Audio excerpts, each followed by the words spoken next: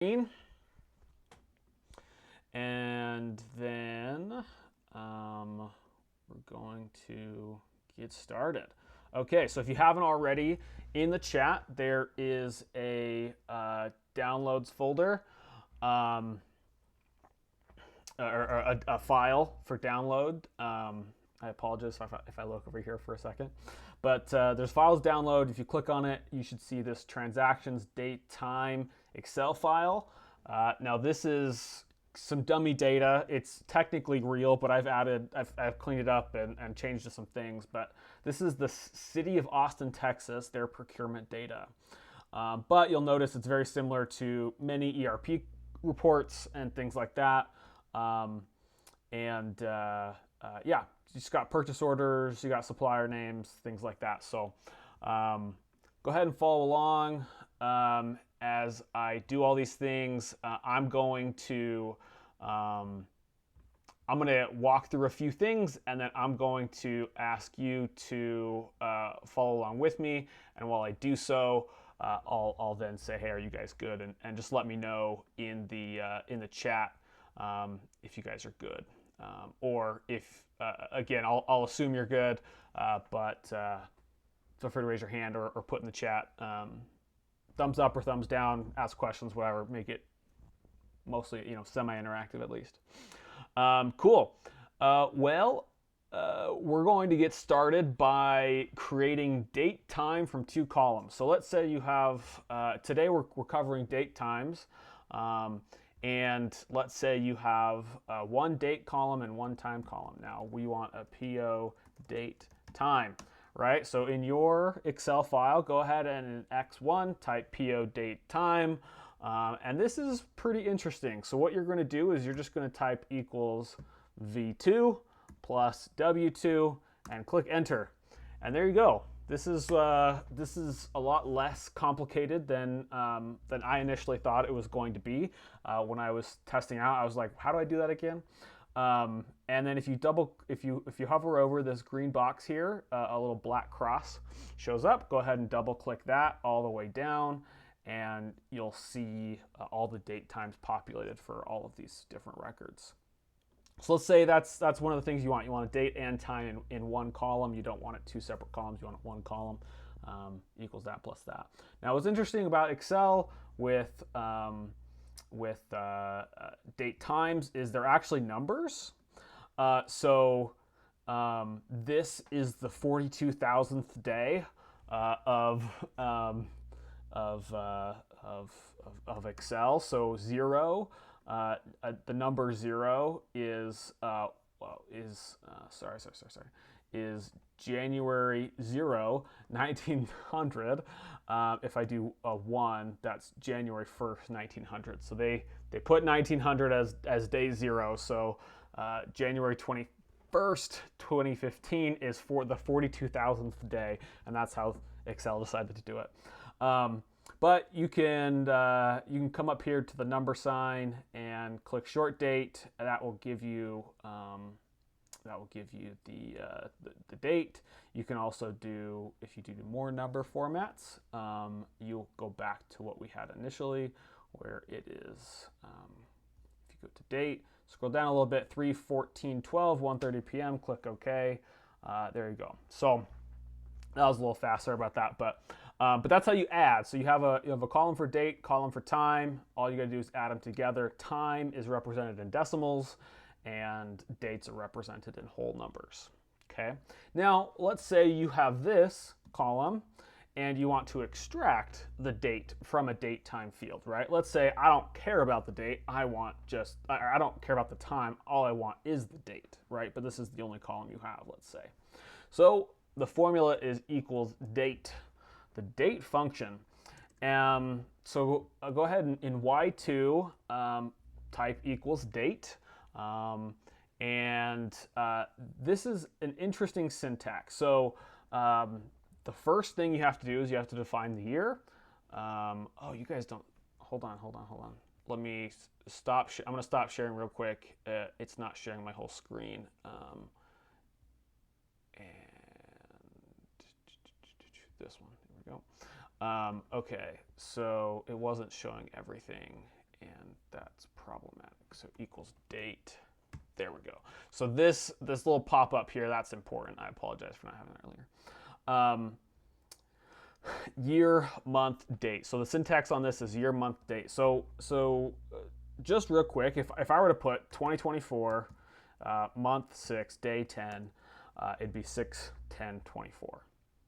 All right, so that's how this date function works. But if you have date and if you want to extract the date out of a date time, you're going to do date year, x2, comma month, x2, comma day, x2, right? And then you're going to close the parentheses on all of those. And so all you're doing, you're saying, hey, I want the year from this date time, the month from this date time, and the day from this date time, right? And you're going to click enter. Perfect. There we go. So now we've extracted the date from that date time field, and we're doing pretty good. And then if you hover over this green box, a little black cross shows up. You're going to double click that all the way down. Boom, magic. Can I get a quick thumbs up from people? Make sure we're all good. Make sure everyone's following along. Dylan, welcome. Appreciate it. Looks like Johnny just left. Hopefully he'll be back here in a minute. Oh, your name's Lori. Hi, Lori. Appreciate that. That's why you're like, who's Tress Fox? Like, what is this? Hi, Lori. I will now address you as Lori. Appreciate it. Okay. Appreciate it, Jacob, for the thumbs up in the chat. And Dylan, welcome. So we've done a couple things so far.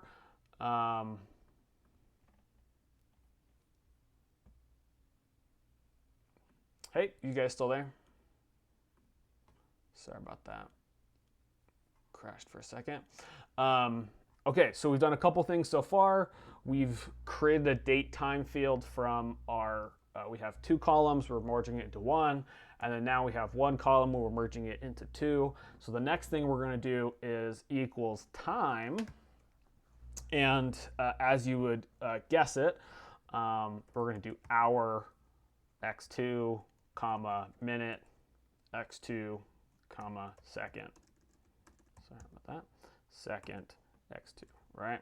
So, well, and then you got to close the parentheses. So we got 2 columns here, right? So we got equals date, and then you put the year, month, day, and then equal time, you put the hour, minute, second, right? You double click that down, and again, all of these times get extracted into things. So we have PO date and PO time. All right, so again, hover over that green box, double click it down, magic all the way down. We're doing pretty good. All right, any questions so far before I move on?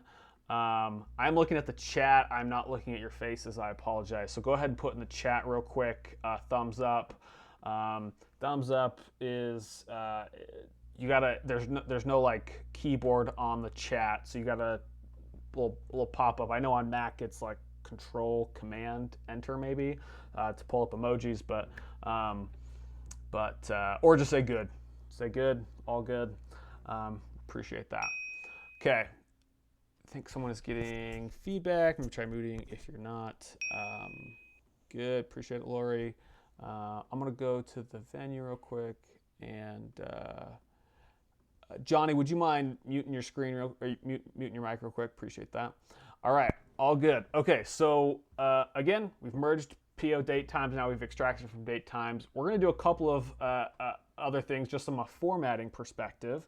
Now we have this date time field, and I know I covered it briefly, but let's say you want to play around with this. You want to know the day of the week, so you want the long date, right? So this is a very handy formatting tool. Now, the thing to remember is that formatting it does not change the value of the cell, right?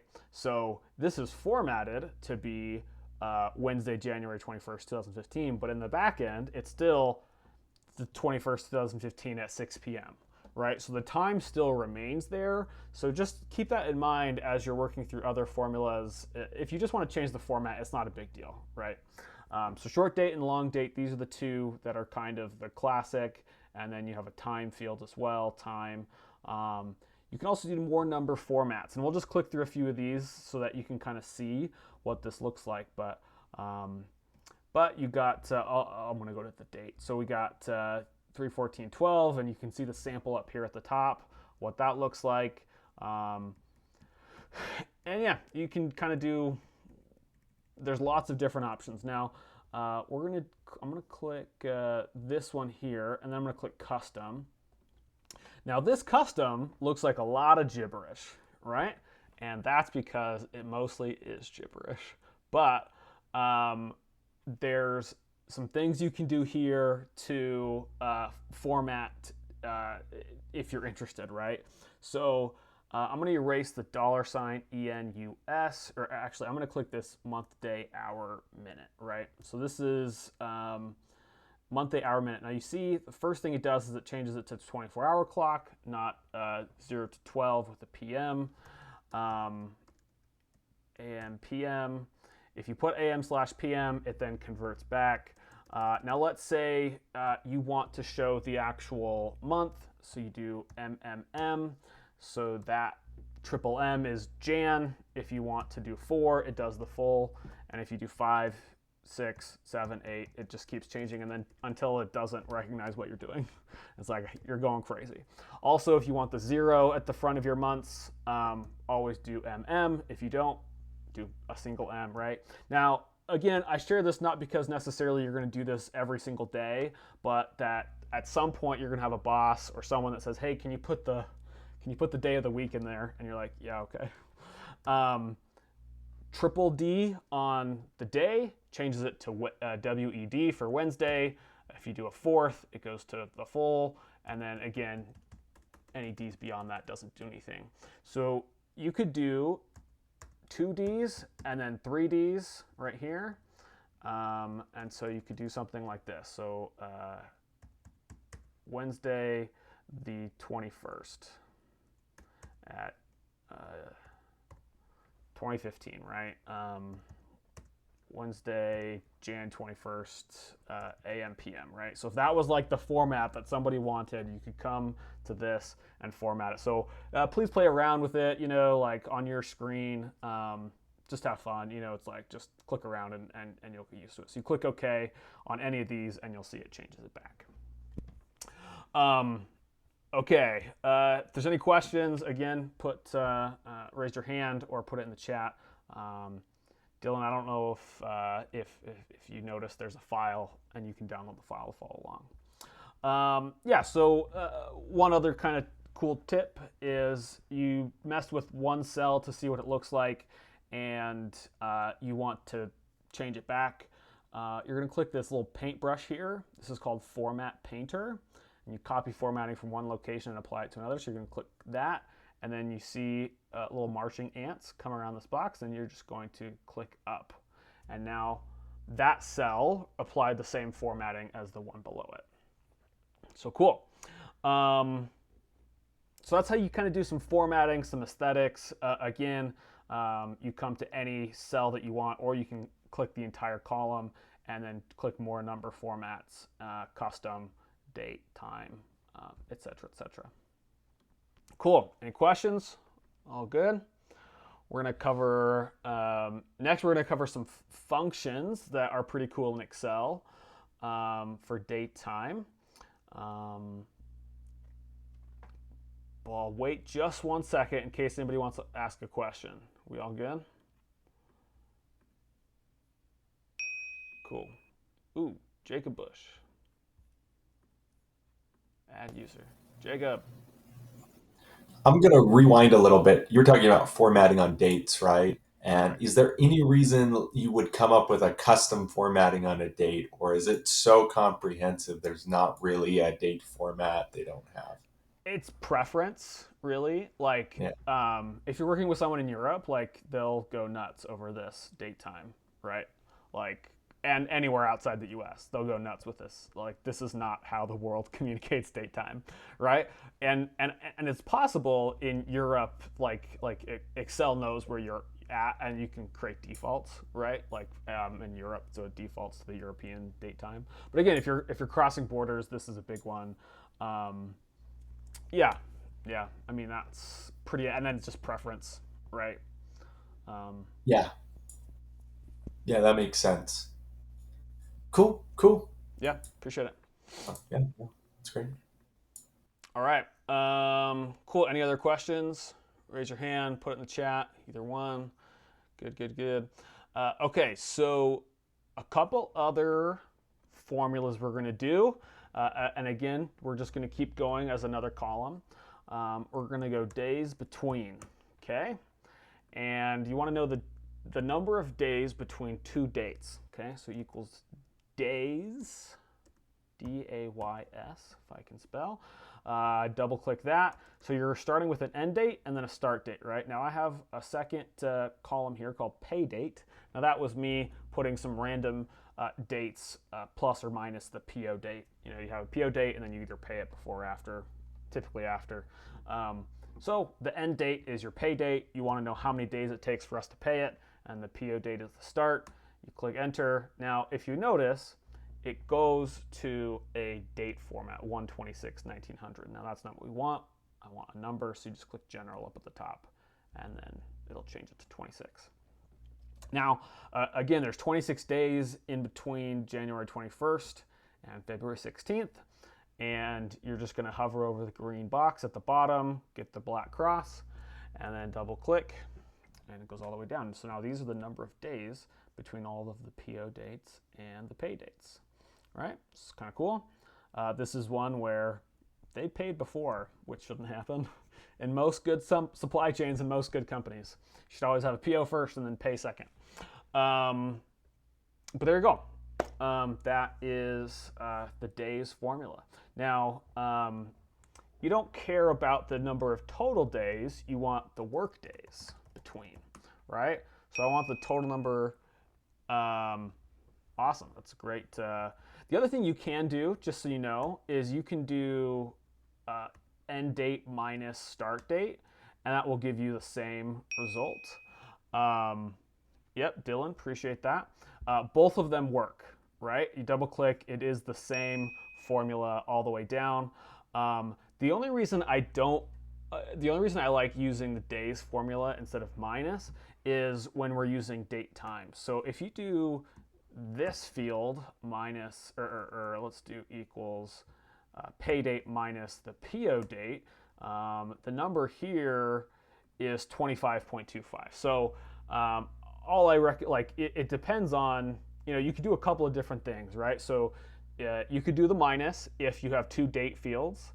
If you have two date time fields, you can either convert them to dates through the equals date formula, or you can use the days function. I'm saying days way too many times today, but there's multiple options that get you to the same place, right? So Dylan, appreciate that. That's the only thing that I'll recommend is if there's a time involved, you're going to get a bunch of decimals that might muddy with your analysis, right? You're like, I want the number of days, and this would say 25, and you're like, well, it's not actually 25, it's 26. It's just the time that something happened, right? But it's possible that it is important, right? Like it's possible that it is that the minutes are important, and again, it depends on your use case. Either one's fine. I'm gonna go ahead and double click this down all the way.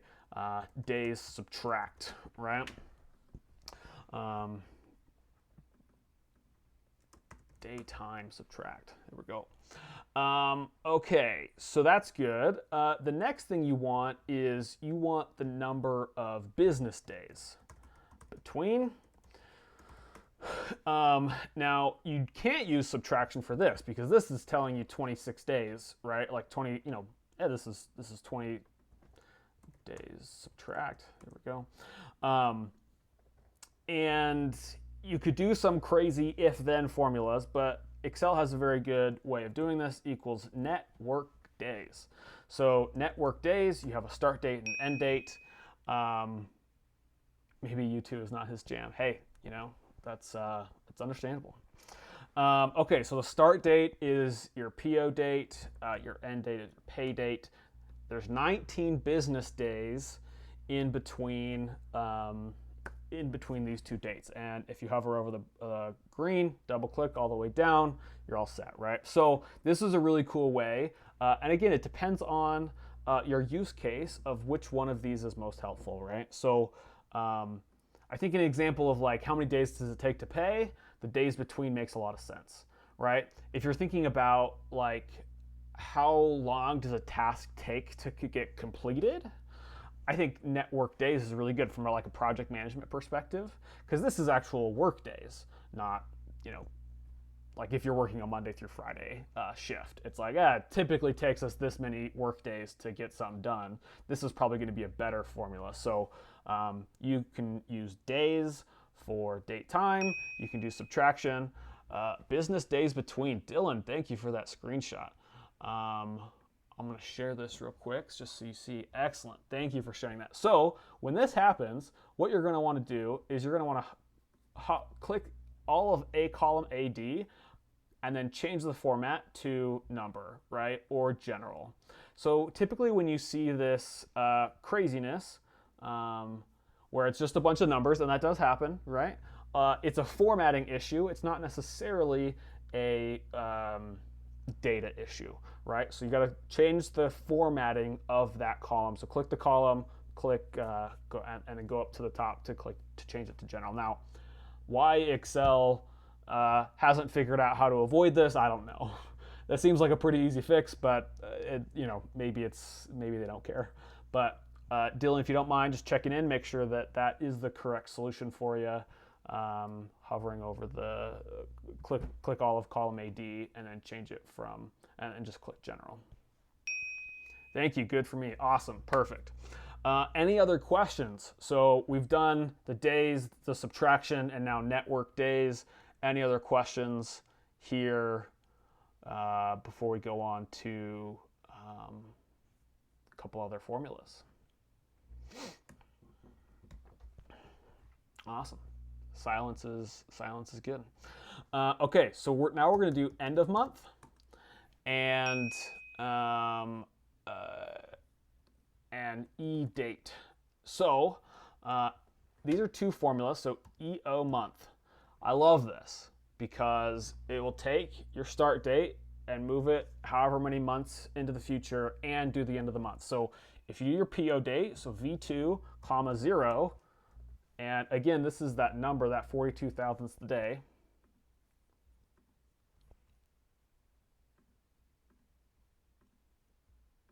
Sorry about that. There we go. I'm back. This is that 42 thousandths day. So if I come here and do the short date again, right? So now this is January 31st of 2015, which is great, right? It's like, that's exactly what I want.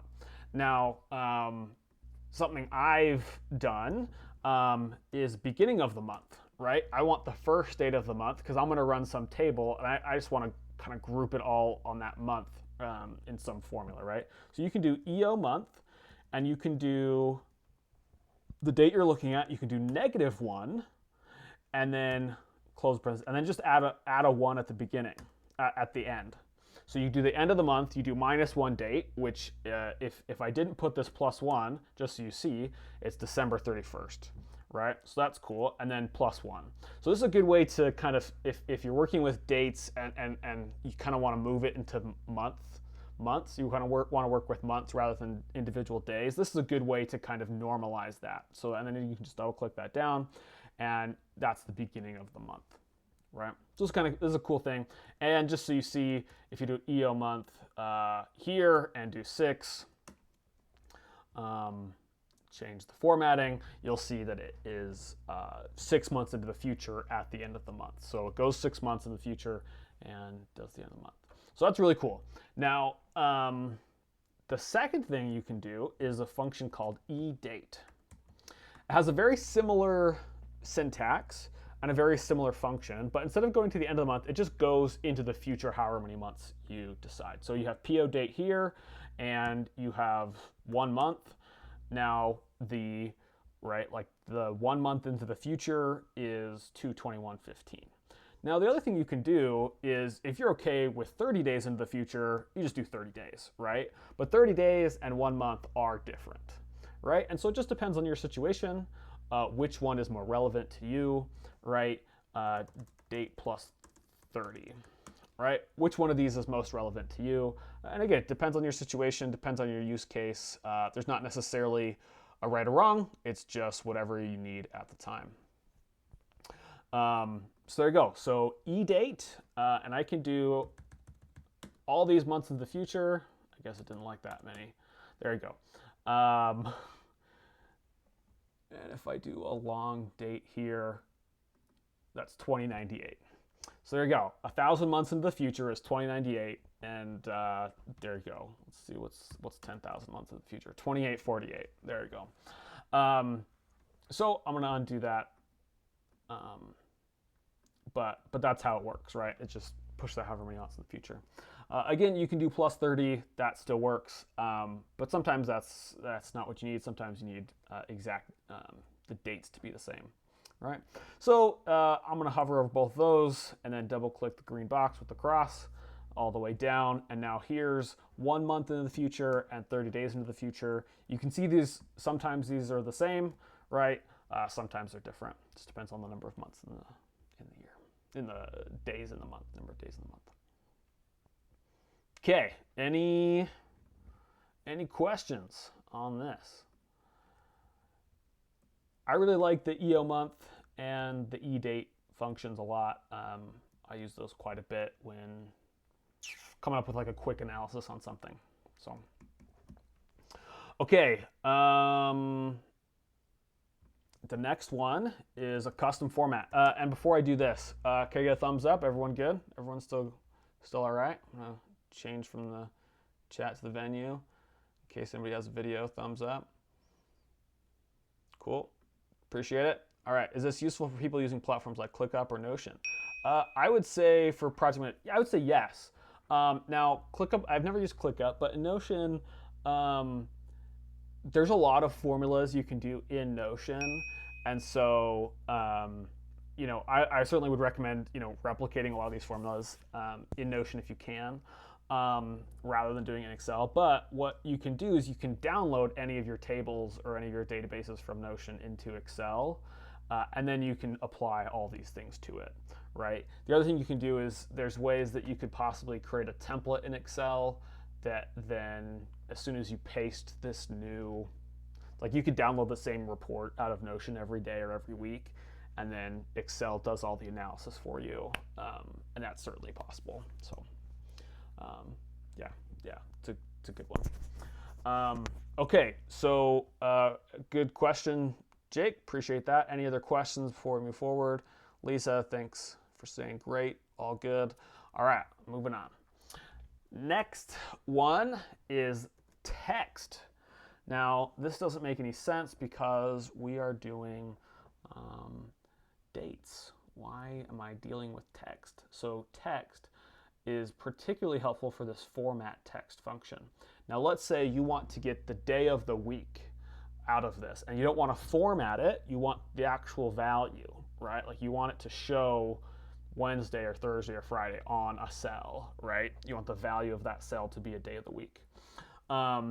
So you grab your PO date, you do a comma. Now, if you remember earlier, we talked about the custom formatting. This follows the very similar syntax. So if you do 4Ds in double quotes, you click enter, and there you go. You got Wednesday, and then you can hover over the green box, double click it all the way down. So this is a really cool way to get the day of the week out of a date time. Say a vendor quotes lead time in working days, say 30 days, the shipping lead time is 7. Can we work a formula that figures out actual expected delivery date? Yeah. So we have, let's say we have working days to ship and then days to ship. So let's say we have 30 days and then 7, right? And this is, I'll say work days to ship and then total days to arrive, right? Is kind of what you're saying. So we're saying it's going to take 7 days. Now, for freight companies, Saturdays and Sundays count, right? And so this is, what you could do is you could just say, hey, the PO date plus 37, but this isn't actually what you want because it's 30 business days and then it's 7 additional days. So what you would do is you would do, let's see. Now I'm. but in the shop event, 30 work days includes like 38-ish days. Yeah. Okay, so I mean, one thing you could do is you could just do that plus these two columns, right? So like you could do that, estimated arrival date, right? Now, I don't know how to do, let's see. I don't know how to do, how do I do Excel add work days to a date? I'm just gonna Google it real quick, see if there's an answer. All right, workday. Yeah, there you go, workday. So let's say you're talking about 30 work days, Monday through Friday. So you would do workday, and then you would do PO date, comma 30. And so then this is 30 work days into the future. So it depends on your situation, Johnny. You could do a couple different formulas, right? So if I just put 30 and 7 on all these, perfect, thanks for the smiley face. You can either do PO date plus, this plus this, right? That's an option. You could do workday. I think in your situation, what you'd want workday of this with this as the number of days, and then you'd want an additional 7 days that aren't work days. It's just total days, and you'd add that, and now that's your total. That's your total lead time, right? That's your total estimated arrival date. So appreciate the smiley face. Excellent. Okay. Do you think Johnny would benefit if you invited him up, or no? Never mind. Appreciate it. All right. Okay, so these are all of the formulas that I was going to work through. I'm going to delete these just for today. But any questions on day of week, day plus 30? I'm going to get rid of that plus symbol. I'm going to spend about 10 minutes on pivot tables, working with dates and pivot tables, and then we're gonna call it good. So about 10 minutes in pivot tables. Anything else before I move on to that? I think we're doing pretty good.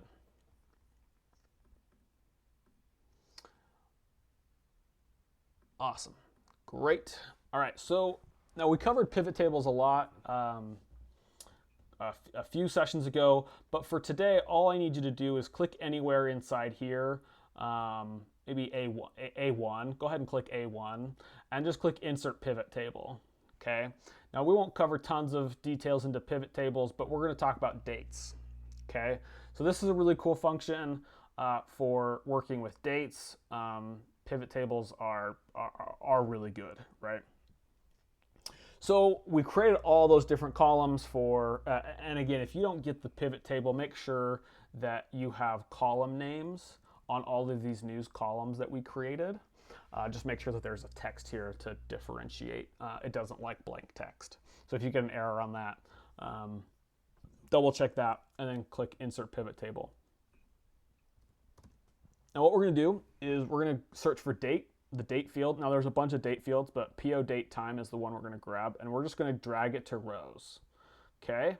Now if you notice, the first thing it does is it aggregates to years, right? And then we're just going to grab amount, total amount is the field name, and we're going to drag that to values. Okay. And this is like spend by year, right? So if that's helpful, and there you go. But you don't want spend by year, you actually want spend by quarter. So what you're going to do is you're going to click 2009, and really you could click into any of these, and you're going to click this plus button. And you're going to click plus button, and you're going to right click, and you're going to expand collapse, and you're going to expand entire field. And all of a sudden now you have year and quarter, which is really cool. Now you see that there's more plus buttons, so you're going to click plus, and you're going to click January, and then boom, here you go. You have all of the individual dates and times. Now, there you go. So you have, you expand entire field, and now you have not only the year and the quarter, but you also have the individual months, which is cool. One thing I'll show, if you click pivot table, pivot table analyze and do pivot chart, this will come up with like a bar chart for you. And again, you're expanding and collapsing. If I collapse the entire field, your pivot chart then collapses into something that's a little more helpful. Collapse entire field. There you go. And you can see that like just expanding and collapsing allows you to mess with it in different ways. Now, a couple of things here. We're going to group. Okay. First thing we're going to do actually is we're going to I'm going to filter out anything up to, let's just do like 2018. Yeah, just 4 years, just to make it easier on us. We're going to right click 2019 here, and we're going to click this group button, okay? And this is going to pop up, and it's going to have a starting date and an ending date, and then by what, right? So you would think, right? It's like, hey, that's the starting date. What's the ending date by month? Perfect. Click OK. This only gives you, we had 4 years there, and now you have 12 months. So what it did is, irregardless of the year, it put it into months. Now this isn't particularly helpful unless you have, I guess it could be helpful if you have like averages. What's like the average X of for each month or for each hour of the day, right? So that's the other thing. If you right click again and click group, you could do hour. And this is the total spend by hour across 4 years, right? So this is like a particularly, at least in this case for procurement data, for purchase order data, this is particularly unhelpful. This is nearly useless. But it could be helpful in other situations. If you're working on a manufacturing floor, you're trying to understand yield times, whatever, right? It's like your output per hour or your average per hour. There's certainly lots of things you can do here, right? Now the other thing we can do is, would be helpful for defects or identifying trends throughout the year. Perfect. Yeah, 100%. Yeah, yeah. If you're especially if you're running a 24-hour shift on like a manufacturing floor, if all of a sudden your defects always happen at 6 p.m. or are always happening at 5 a.m., you're like, why is that, right? Like you look at the average or whatever, or the sum, either one, count, right? It's like, why are all my defects happening at 2 hours of the day? Yeah, 100%. Thanks, Johnny. But I want to go a little bit further into this. I want to know the day of the week as well. So we're going to take day of the week and we're going to drag it to column. Okay. Chinese companies make more defects right before the huge national holidays. Yes, that is 100% true. Yeah, 100% true. Okay. Now, I like the pivot table view of this. I don't particularly like the bar chart. But now, again, this is a really cool way, again, on your warehouse or your factories or whatever, you can see if there's a specific day and time that, again, if you do like an average or whatever, this could be particularly helpful, right? But we're going to go back because we're working in procurement data, not in spend data. But hopefully you can see, Johnny definitely sees, like you can see the value of some of these things. We're going to take day of the week. We're going to drag it up. We're not going to look at that. We're going to right click and click group. Now, what I really want is I want month and year. That's really what I want. So you're going to hit I'm on a Mac, so it's my command button, but I believe on a PC it's your control button. And you're going to click both months and years, and both of them will be selected. You'll click OK, and there you go. Now you have the month and year. Now, if you notice, it removed the filter that we had, and that's okay. We can reapply it if we want. But there you go. Now this is our spend by month, right? Which is cool. So grouping is particularly helpful. The last thing I'm going to show here is days. Now, what I'm going to do is I'm going to do like 1/1/2021, and I'm going to end that day. That's fine.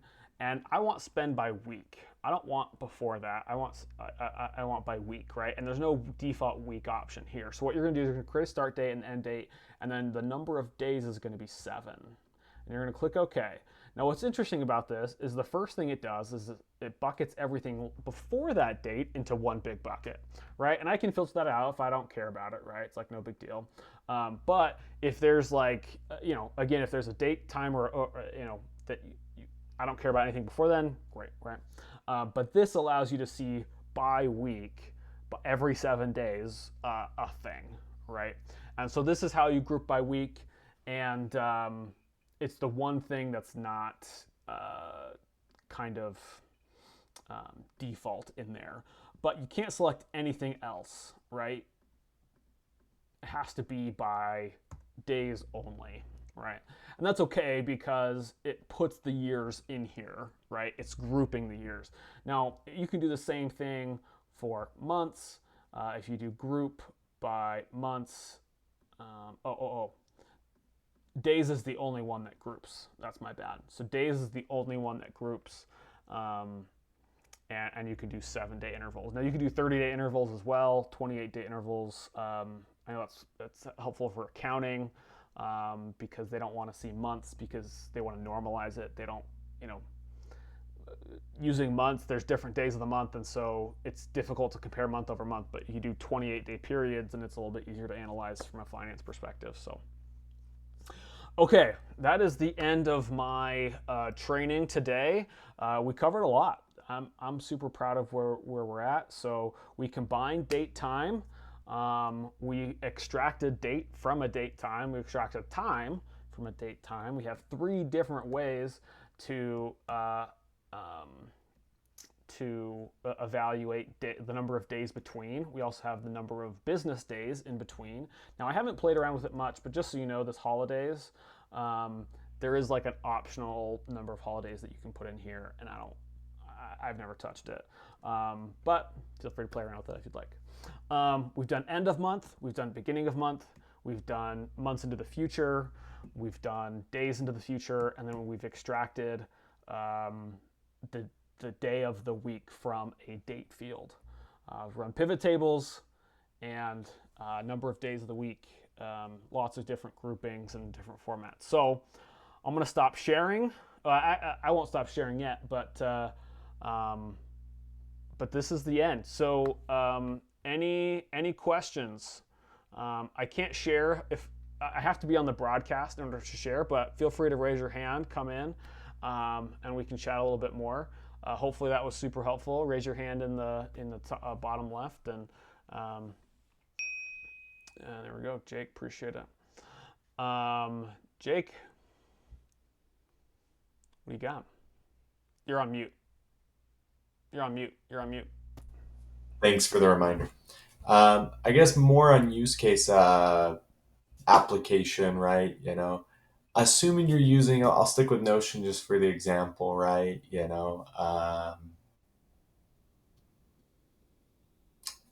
I don't know what kind of applications or situations would you kind of imagine, since I know you use Notion yourself, right, in your workflow for just the date functionality and things like that, right? Yeah. So I think Notion has a lot of these date functions in it. So I would encourage you to try and get it there. But I would say in all cases, from a use case perspective, like the data you have here is going to be similar to the data you have in Notion, right? And it's going to be your CRM. It's going to be whatever is part of your workflow, right? Yes. And you'll just export it and then you'll put it in this format. And then what you'll do is you'll create the formulas so that all you have to do is then double click it down for however many rows you have, right? So yeah, you can copy paste that Notion file as much as you want, and then whatever formulas you've designated. From a use case perspective, I think days between, like from a project management perspective, days between is really helpful. Business days between expected versus actual.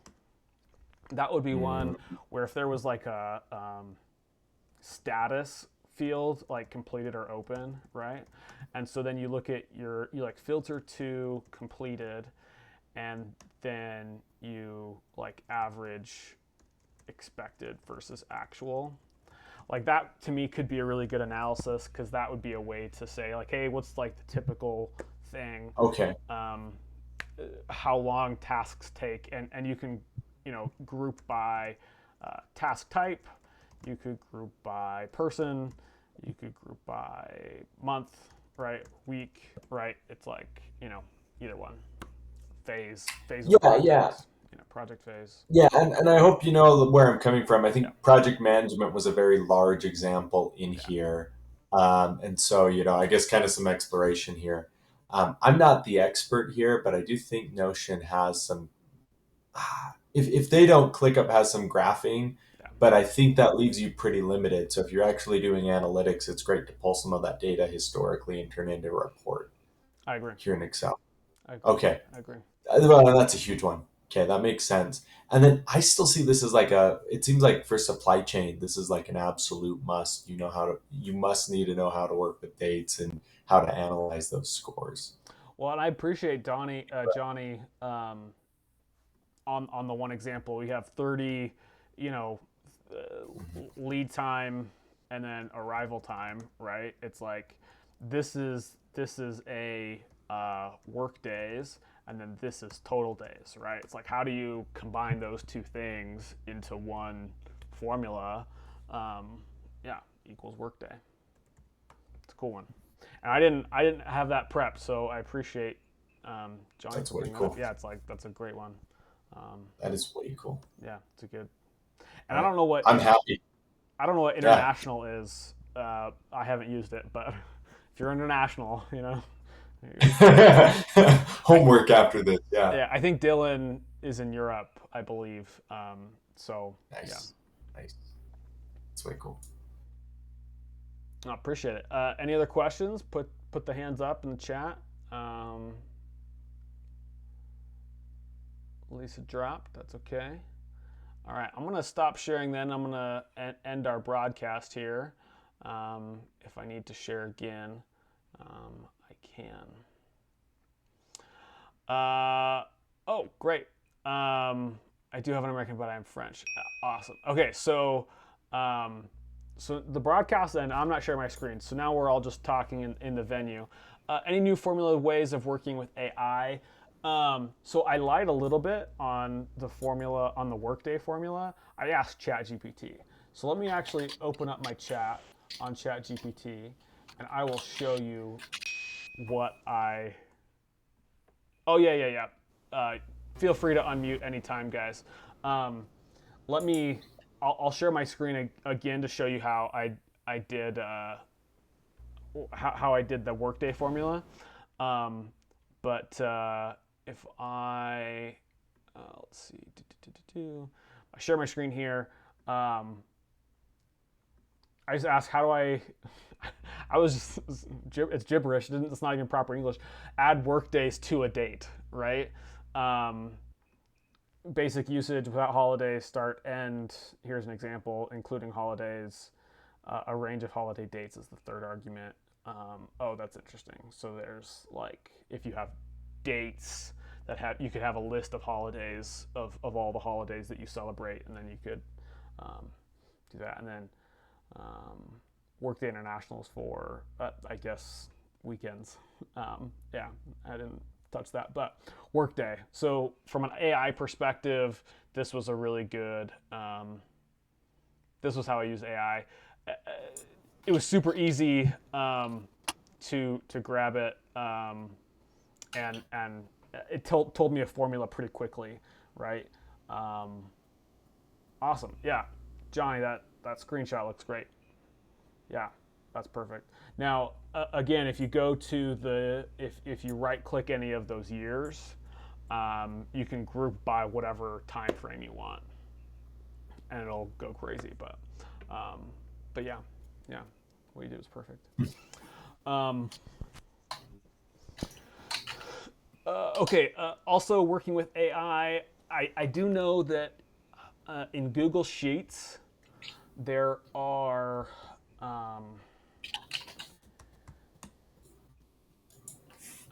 Is it Notorious AI, Google Sheets, Chat GPT? AI. There's a couple plugins, numerous AI. I'm gonna put this in the chat. There's a couple plugins out there, and I know they're on Google Sheets. I haven't, and I know they're in Excel. I haven't done it in Excel. I typically keep Excel pure. Like I don't try and add a lot of plugins to my Excel, but Google Sheets I don't mind doing it. I don't know why I trust it better. But numerous AI, what you can do is you can do like equals chat, like equals GPT, and then you can say what is blank, and then it will answer as if it was chat GPT inside the cell, which is really cool, right? So what something I've done is I had a list of companies and I wanted to know if they were a manufacturer or distributor or a software company. It's like, hey, here's a bunch of companies. I know there's a bunch of software companies, there's a bunch of manufacturers, there's a bunch of distributors here, right? What is the like is this company a manufacturer, distributor, or software provider? And then you can reference a specific cell.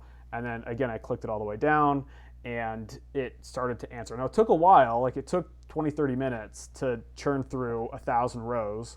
But that's 20, 30 minutes of me not having to do anything. Right? Like that's not bad, right? Like a lot of research. So there are some ways on the ChatGPT front to do that from an AI perspective. I think that's probably it on AI that I'm aware of. But yeah, I mean, using ChatGPT to say what's a function that does X is great, and then that plugin I found to be fairly helpful. So. Any other questions? Again, Dylan, Johnny, feel free to unmute yourselves and just chat. But hey guys, it's clear. Thank you. Cool, awesome. Thanks for joining, Dylan. Dylan, are you in France right now? Yeah, I'm in France. I used to live in the US in South Carolina. Now I'm in France. Awesome. Well, welcome from across the Atlantic. Thank you, guys. What time is it there right now? Is it about 6 or 7? It's like 8 p.m. Okay. Yeah. Nice. 8 p.m. and very cold. I miss the weather in South Carolina. There you go. Now, Johnny's not in South Carolina, but I imagine he's gone there a bunch. Johnny, you're from Georgia, right? Summing the part numbers. That's correct. So Johnny, so whenever you drag a field over to the values of a pivot table, let me share my screen again. I'll show you what's going on. I'm from Georgia, but you're in South Carolina right now. How about that? Okay, so I'm gonna broadcast real quick. I'm gonna share my screen. So Johnny, what you're seeing is here. Let me do this. Let me do date again. PO date. Right there, perfect. All right. So what you're seeing is you have part number, and you dragged it to values, and it's summing all of the part numbers, which again is not helpful at all, right? Like this is not a useful analysis. But a count of part numbers could be helpful. Now I'll just warn you, this is not distinct count of part numbers. This is just part numbers, right? So you just do count. This is more like number of rows. So you just click this eye icon in the values, and you can change the aggregating function that you use. So again, if you wanted the average, if you wanted the min-max, you wanted a sum, right? You could do any of those. For a text field like part numbers, you want count. Now I will tell you, if you do want a unique list, this is something I've covered before, but my favorite formula right now is unique. So you can do equals unique, click part number, and then now you have a unique list of part numbers. And you can see we've got 1327, 1,327 unique part numbers on this list. So I love this formula, unique. It is a different formula than doing count of part number. So it's not distinct count of part number, it's just counting the not blanks, right? So if I came here, if I I came here and deleted that part number. If you notice 2015 is 398, if I refresh, it'll go 397. So all it's doing is it's counting the not blanks on your pivot table for count. Which again can be helpful. Hey, how many of these don't have an extended description? How many of these is the city field missing, right? Or whatever, those types of things. Or you could filter to defect 0 and do a count of the number of 0 defects, right? Like you could do something like that. So yeah, all right. I'm gonna stop sharing on this and broadcast. But oh, Johnny, let me look at that last screenshot you sent. Sum of total amount. Yeah, yeah. So on, I think you're probably good now, Johnny. Just change the. Oh, it's not an I on yours. It's the drop down on the right. But yeah, you got it. So cool. Well, hey, thanks, guys. Appreciate you joining.